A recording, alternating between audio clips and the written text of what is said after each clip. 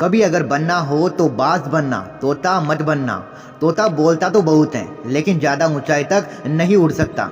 बाज बोलता बहुत कम है लेकिन सबसे ऊंचाई पर उड़ता है और बाकी पक्षियों का राजा होता है।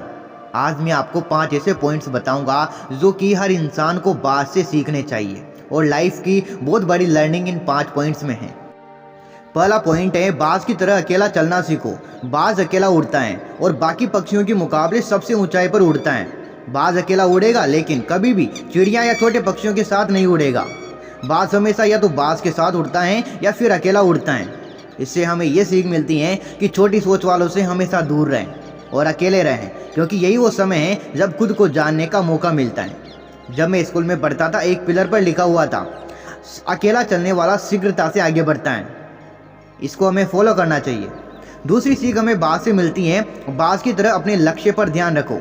बाज का विजन बहुत क्लियर होता है और बहुत ज़्यादा स्ट्रोंग होता है। बाज अपने शिकार को 5 किलोमीटर दूर से देख लेता है और जब एक बार उसे अपना लक्ष्य दिख जाता है तो फिर इसके बाद रास्ते में चाहे कितनी भी मुश्किलें क्यों ना आ जाए, वो अपने लक्ष्य को हासिल करके ही दम लेता है।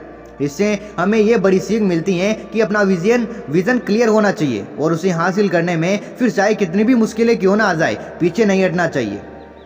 तीसरा पॉइंट है, बाज कभी भी मरी हुई चीज़ें नहीं खाता है। बाज कभी भी मरे हुए जानवरों को नहीं खाता, वो हमेशा जिंदा शिकार करता है। और इससे हमें बहुत बड़ी सीख मिलती है कि हमारा जो पास्ट है वो मर चुका है, तो अपने मरे हुए थॉट्स पर विचार मत करो, उन पर ज़्यादा ध्यान मत दो। आने वाली जो चीज़ें हैं, आने वाला जो फ्यूचर है, फ्रेश ज़िंदगी है, उस पर हमें ध्यान देना चाहिए। अपने पास्ट की पुरानी यादें जो तुम्हें तंग करती रहती हैं, उन्हें वहीं रहने दो जहाँ उनकी जगह है, और तुम्हारे पास्ट की जो जगह है उससे अपने वर्तमान में जगह ही मत दो।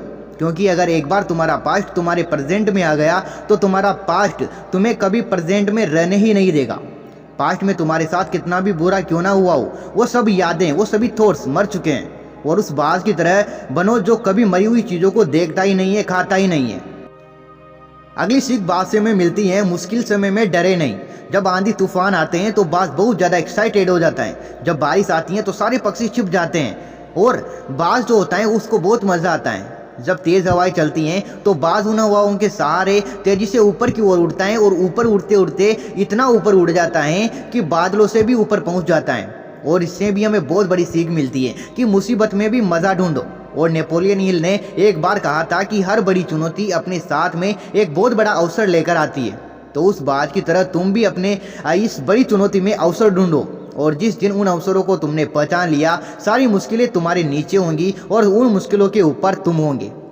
5वीं सीख हमें बाज से मिलती है, हमें अपने कंफर्ट जोन से बाहर निकलना चाहिए।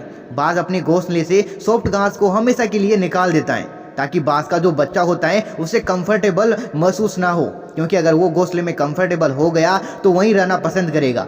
लेकिन बाज ऐसा कभी नहीं होने देता। बाज एक पक्षी है और उसे इस बात का पता है कि कंफर्ट जोन में कोई ग्रोथ नहीं होती। फिर हम तो इंसान हैं। इंसान होने के बाद भी कई सारे लोग ये समझते ही नहीं हैं। आप जितना कंफर्ट जोन में रहोगे उतनी ही आपकी जो लाइफ है वो अनकंफर्टेबल हो जाएगी। दोस्तों, आई होप आप सभी को ये बाज की 5 जो आदतें हैं वो काफ़ी पसंद आई होगी। अगर पसंद आई है तो कमेंट करके ज़रूर बताएं कि आपको इनमें से कौन सी सबसे अच्छी लगी। और बाकी इसी तरह की वीडियोस के लिए अपने चैनल को सब्सक्राइब जरूर करें।